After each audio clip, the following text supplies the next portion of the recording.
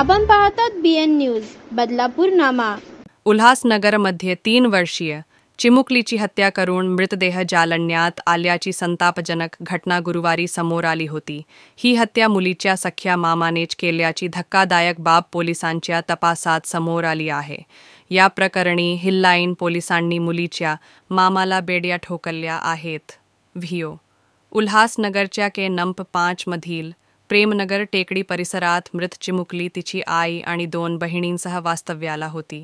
सोमवारी घरात खेळता खेळता मामाने तिला एक फटका मारला, मात्र हा फटका जोरात बसल्याने मुलगी थेट ओट्यावर आदळली आणि तिच्या डोक्याला गंभीर दुखापत होऊन तिचा मृत्यू झाला।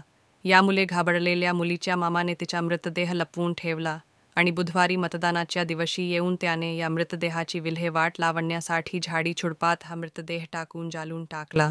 गुरुवारी पोलिसांनी या मुलीची शोधाशोध सुरू केल्यानंतर मुलीचा मामा पत्नी आणि एका मित्रासह प्रेमनगर टेकडीवर पोहोचला आणि त्यानेही मुलीचा शोध घेण्याचे नाटक करत ज्या ठिकाणी या मुलीला जाळलं होतं त्याच ठिकाणी रिक्षाचालक मित्राला मुद्दाम मुलीचा शोध घेण्यासाठी पाठवलं, तर स्वतः पत्नीसह दुसऱ्या भागात मुलीला शोधण्याचे नाटक करू लागला।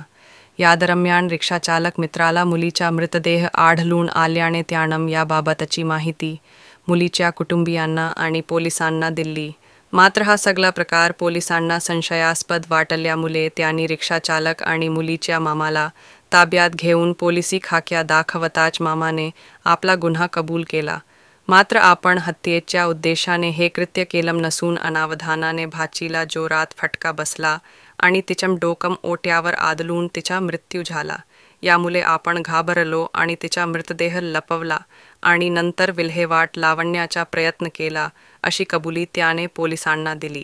यानंतर पोलिसांनी त्याला अटक केली असून शुक्रवारी त्याला न्यायालयासमोर हजर केलं जाणार असल्याची माहिती उल्हासनगरचे पोलीस उपायुक्त सचिन गोरे यांनी दिली आहे।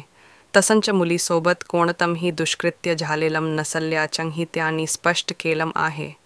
अशाच प्रकारचे नवनवीन व्हिडिओ आणि बातम्या पाहण्यासाठी चॅनलला लाईक, शेअर आणि सबस्क्राईब करायला विसरू नका।